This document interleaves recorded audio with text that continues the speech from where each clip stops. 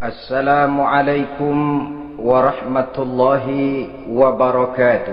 Waalaikumsalam warahmatullahi wabarakatuh. Bismillahirrahmanirrahim. Alhamdulillahi rabbil alamin. Wassalatu wassalamu ala ashrafil mursalin wa ala alihi wa ashabihil mujahidin at-tahirin, amma ba'du. Saudara-saudara kaum muslimin rahimakumullah, sebagai kelanjutan dari pembicaraan kita tentang serial para nabi, maka pada pertemuan kali ini kita akan membicarakan riwayat tentang Nabi Sulaiman alaihi salam dan Ratu Balqis.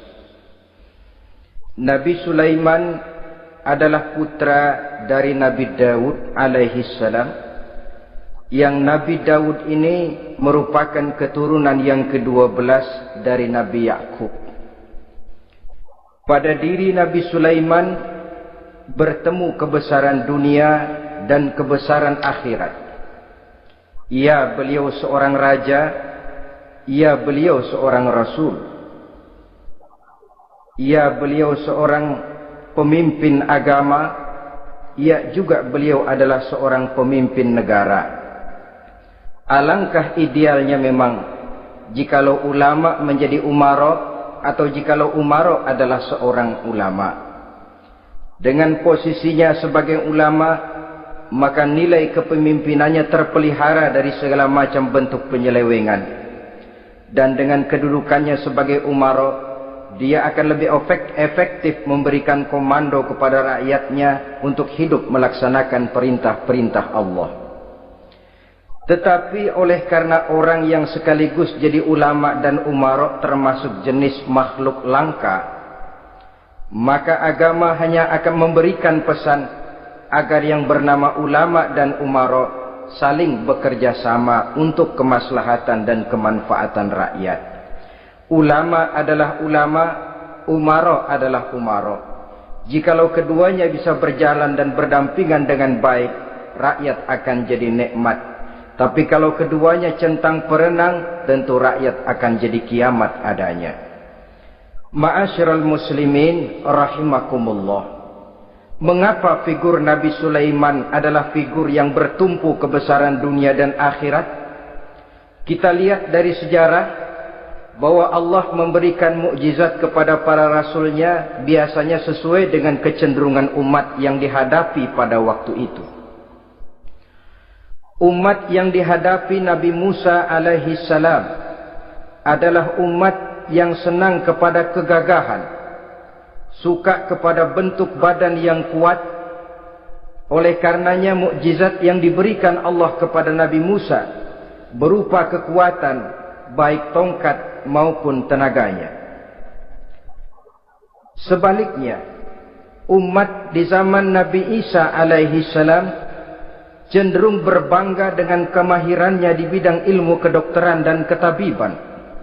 Maka mukjizat yang diberikan Allah kepada Nabi Isa adalah mukjizat yang bisa mengatasi semua itu, sehingga Nabi Isa dengan izin Allah bisa menyembuhkan orang yang kena penyakit kusta, belang, bahkan sampai bisa menghidupkan orang mati dengan izin Allah. Di zaman Nabi Muhammad sallallahu alaihi wasallam, kecenderungan umat kepada kemampuan bersyair, sehingga ketika itu yang dihargai adalah ujung tombak dan ujung pena. Ujung tombak dalam arti pahlawan perang, dan ujung pena dalam arti seniman dan penyair. Maka di antara mukjizat terbesar yang diberikan kepada Nabi adalah Al-Quranul Karim, yang keindahan gaya bahasanya tidak seorang penyair pun sanggup menandinginya. Di zaman Nabi Sulaiman alaihi salam, kebesaran dan kemegahan dunia, kekuatan dan kejayaan menjadi ukuran. Kita tahu bahwa Jalut yang dihadapi oleh Nabi Daud adalah seorang yang bertubuh besar dan gagah perkasa, yang dalam sejarah lebih kita kenal dengan nama Goliat misalnya. Maka tidak heran kalau mukjizat yang diberikan Allah kepada Nabi Musa merupakan mukjizat yang bertumpu antara kebesaran dunia dan kebesaran akhirat. sebagai raja dan juga sebagai nabi. Tetapi yang patut menjadikan pelajaran buat kita terhadap seluruh kebesaran yang diberikan itu, Nabi Sulaiman berkata, "Haza min fadli Rabbi liyabluwani aashkuru am akfur." Semua ini, kekuasaan dan kebesaranku, kejayaan dan kekayaanku, adalah anugerah Tuhan untuk menguji diriku. Adakah aku menjadi bersyukur karenanya, atau malah aku menjadi ingkar karenanya? Alangkah baiknya jikalau ucapan Nabi Sulaiman ini kita bisa resapi dan kita bisa terapkan dalam kehidupan ini. Seorang pedagang yang berhasil berkatalah seperti perkataan Nabi Sulaiman. Seorang pejabat dengan kedudukan tinggi berkatalah seperti perkataannya Nabi Sulaiman. Seorang ulama dengan posisi sebagai pemimpin yang non formal berkatalah seperti perkataan Nabi Sulaiman. Seluruhnya berkata, "Haza min fadli Rabbi." Seluruhnya ini adalah karunia Allah untuk menguji diriku, adakah aku bersyukur atau aku menjadi ingkar karenanya. Inilah sekelumit tentang kebesaran Nabi Sulaiman alaihi salam. Pada usia 13 tahun, beliau sudah mewarisi kerajaan ayahnya Nabi Daud dengan meninggalnya Nabi Daud alaihi salam. Dan sejak itu keistimewaan Nabi Sulaiman alaihi salam sudah nampak dalam kehidupan. Beberapa keistimewaan bisa kita catat dari pribadi Nabi Sulaiman ini. Pertama, beliau cerdik, cerdas dan bijaksana, dan tentu saja harus begitu. Kalau Rasul goblok, mana ada umat yang mau ikut. Tetapi kecerdikan dan kecerdasan serta sifat bijaksana ini nampak dari beberapa kisah yang pernah dihadapinya. Pertama, di saat beliau berumur 11 tahun, ketika itu yang menjadi raja adalah ayahnya Nabi Daud, datang mengadu seorang petani bahwa sawah ladangnya, tanaman-tanaman yang ditanamnya habis dimakan oleh binatang ternak dari tetangga di sebelahnya. Maka ia mengajukan usul agar binatang ternak yang memakan tanam-tanamannya itu diberikan saja kepadanya. Nabi Daud meluluskan permintaan petani ini, tapi Nabi Sulaiman berkata, "Ayah, maafkan saya. Kalau boleh saya mengajukan usul, jangan seluruh binatang ternak gembala itu diberikan kepada petani.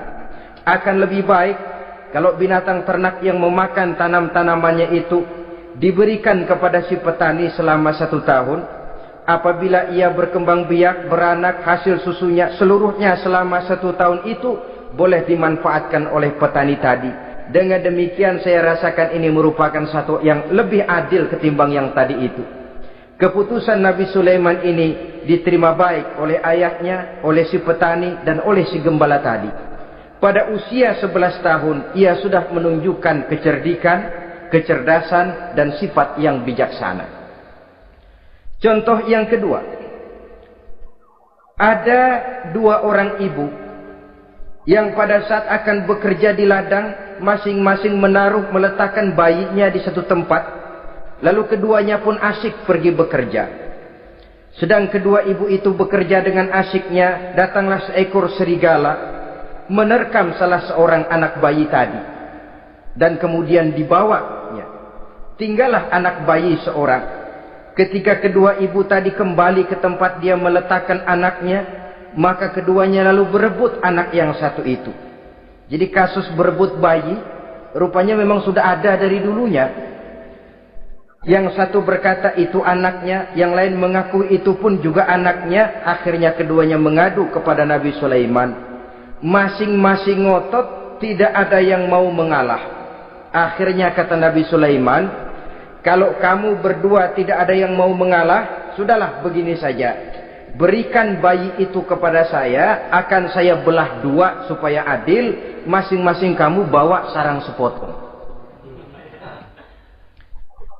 Ibu yang seorang berbinar matanya, kelihatannya gembira dengan keputusan itu. "Saya setuju Nabi Sulaiman, ini keputusan yang sangat adil. Betul, belah 2 saja bayi itu." Tapi ibu yang seorang malah berurai air matanya, membasahi pipinya. "Ya Sulaiman, daripada Tuhan belah dua anak itu, biarlah berikan saja kepada ibu yang mengaku tadi itu. Tidak sampai hati saya melihat anak yang begini ini harus menjadi korban. Biarlah dia diasuh oleh ibu yang mengakuinya tadi, asal dia tetap hidup."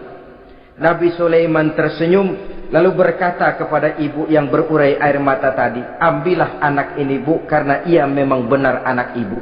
Sebab sekejam-kejamnya hati seorang ibu tidak akan sampai melihat anaknya dibelah dua. Adapun engkau ibu yang gembira, engkau sesungguhnya ibu yang kurang ajar. Cuma sekedar ngaku-ngaku, buktinya anak mau dibelah dua kamu setuju. Ibu macam apa kamu anak dibelah dua setuju?" Akhirnya ibu yang satu itu menerima hukuman yang setimpal karena mengakui sesuatu yang bukan haknya. Di sini kita lihat kebijaksanaan yang dimiliki oleh Nabi Sulaiman alaihi salam. Bukti yang ketiga, pada waktu beliau mengadakan jihad fi sabilillah, beliau mengadakan mobilisasi dana.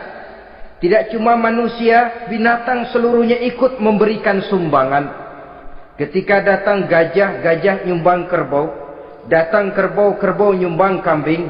Datang kambing, kambing nyumbang ayam. Datang ayam nyumbang burung. Datang burung nyumbang balang. Datang balang nyumbang semut. Gajah yang nyumbang kerbau ngelihat balang nyumbang semut ketawa. "Hei semut, balang, Nabi Sulaiman kamu berikan semut untuk apa kayak gitu kecilnya? Liatin dong saya nyumbang kebo," kata gajah. Nabi Sulaiman tersenyum seraya bersabda, "Al-hadiyatu biqadril muhdi." Pemberian itu memang sesuai dengan kemampuan orang yang memberi.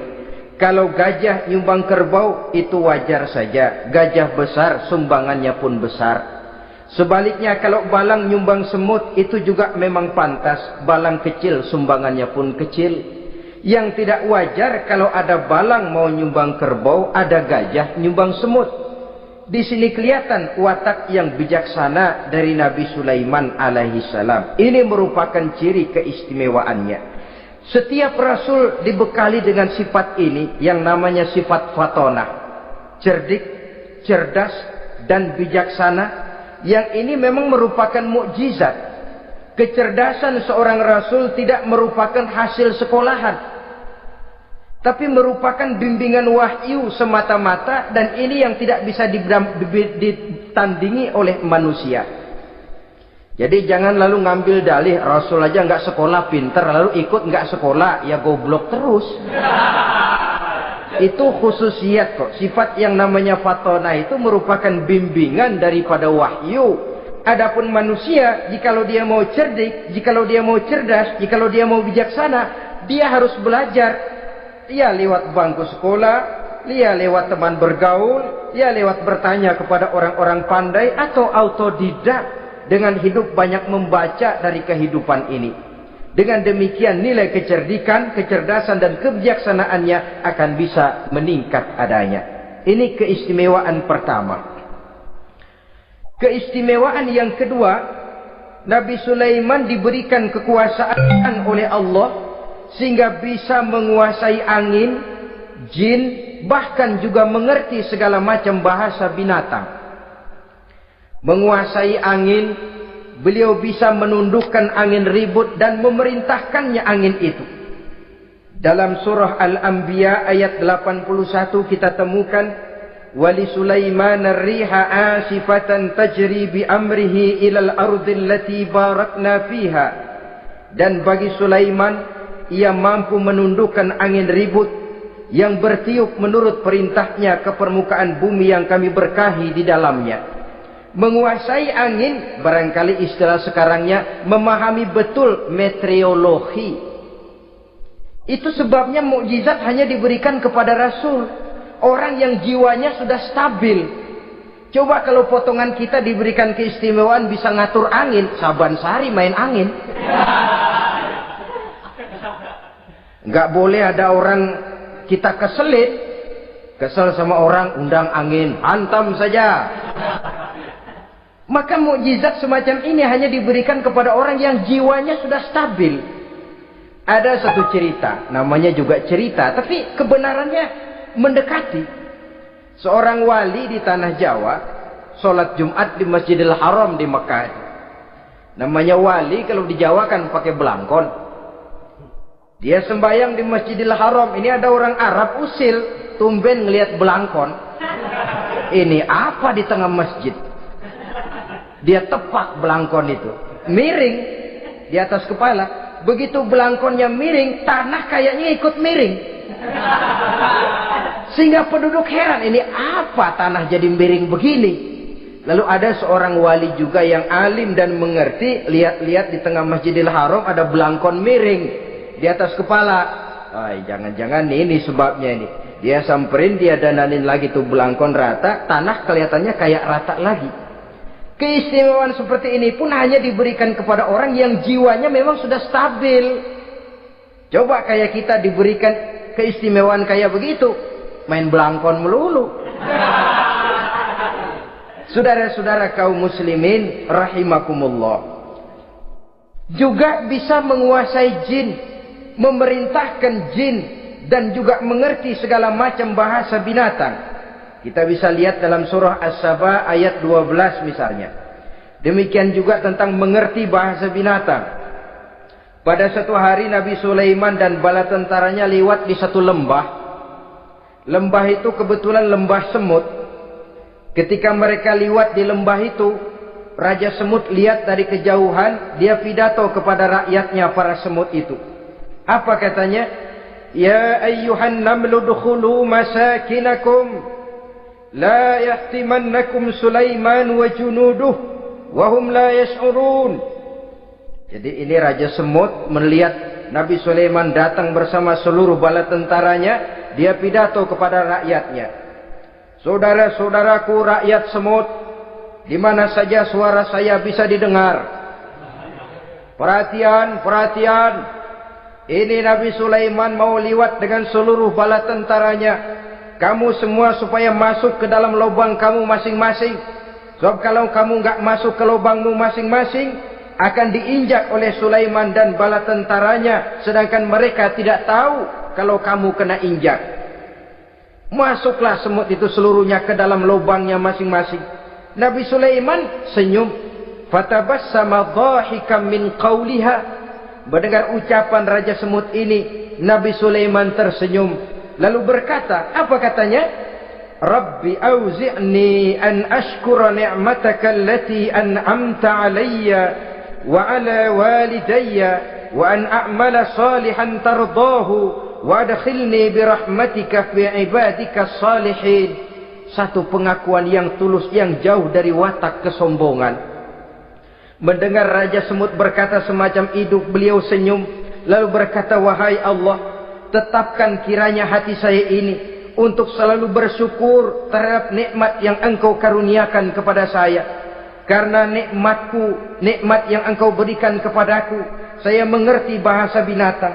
Karena mengerti bahasa binatang, saya mengerti seruan Raja Semut itu. Tetapkan saya untuk selalu bersyukur ya Allah atas nikmat yang Engkau berikan ini, atas nikmat yang Engkau berikan kepada kedua orang tua saya. Dan tetapkan saya untuk selalu melakukan amal soleh yang Engkau ridhoi, dan masukkan saya ke dalam golongan hamba-hambamu yang soleh. Satu pengakuan yang tulus, yang jauh dari sifat kesombongan. Mungkin kalau sombong yang lahir, begitu dengar Nabi Sulaiman bahwa semut ngomong begitu, beliau akan berkata, iya masuk ke dia buruan. Tapi kan tidak. Malah beliau perintahkan bala tentaranya, pasukan berhenti. Ada apa Nabi Sulaiman? Di depan kita ada kerajaan semut. Mereka lagi kocar-kacir masuk ke sarangnya masing-masing.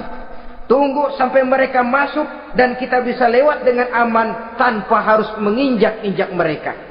Bala tentaranya di stop dan berhenti. Ternyata kebesarannya tidak menyebabkan ia lalu memandang remeh sampai kepada makhluk yang bernama semut sekalipun. Masih tetap dihargainya sebagai makhluk dari Allah Subhanahu wa ta'ala. Sesuatu yang perlu menjadi contoh kita semua.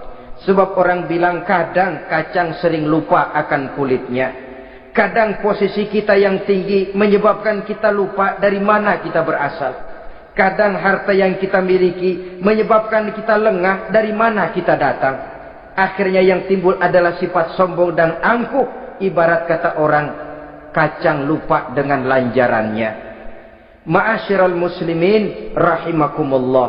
Ini kebesaran dan keistimewaan yang diberikan Allah kepada Nabi Sulaiman alaihi salam.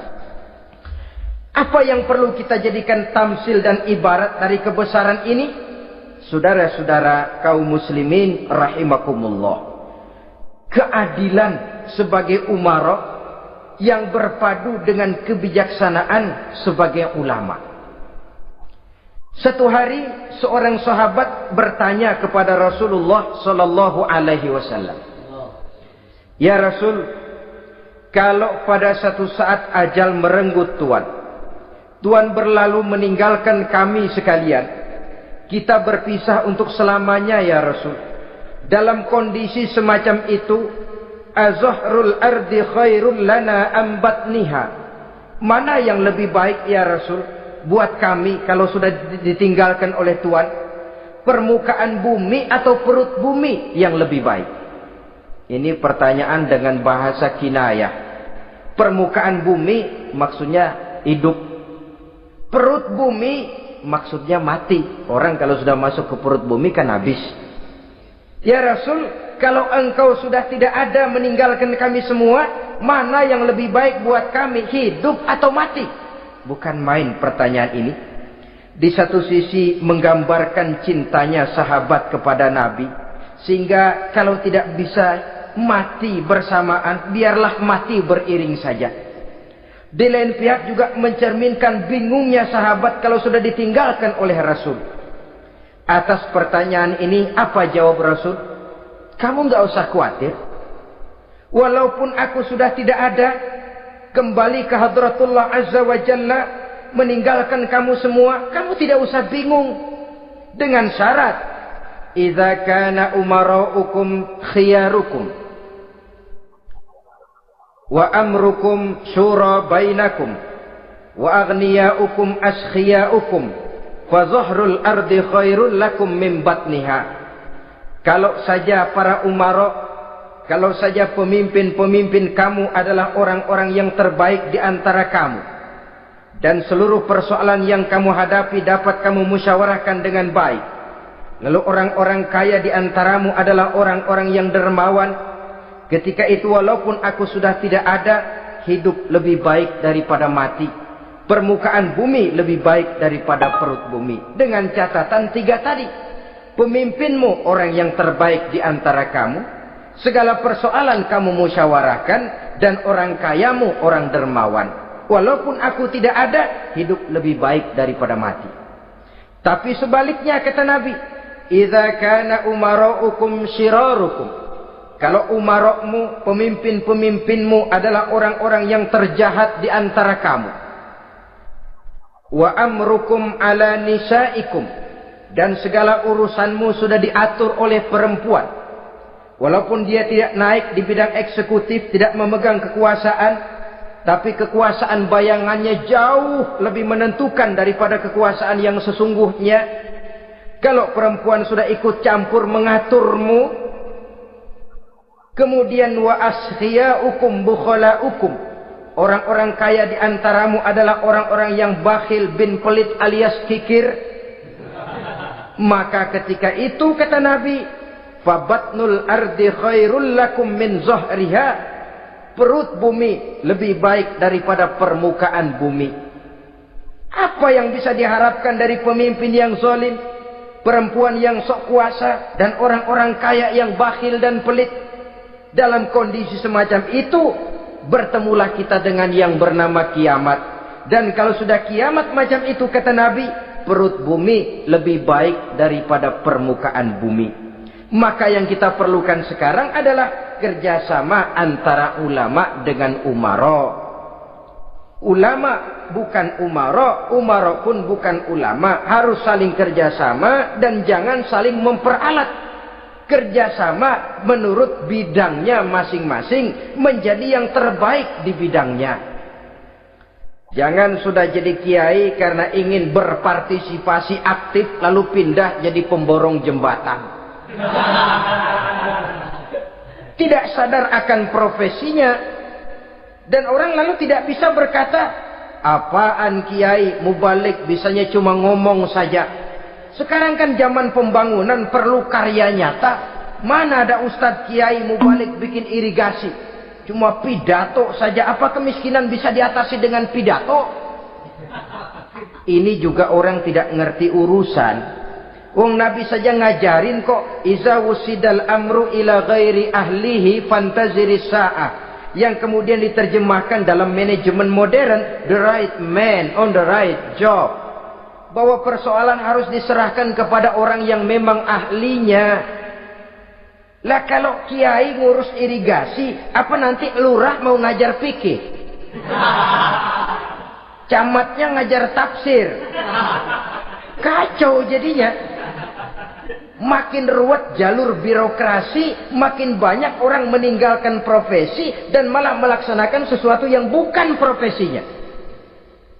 Untuk memberesi keruwetan birokrasi termasuk diantaranya menanamkan kesadaran profesi yang menimbulkan kebanggaan dan kebanggaan yang membuahkan tanggung jawab terhadap profesi itu. Sebab orang kalau sudah bekerja menurut profesinya, walaupun tidak kaya tapi hidupnya tenang.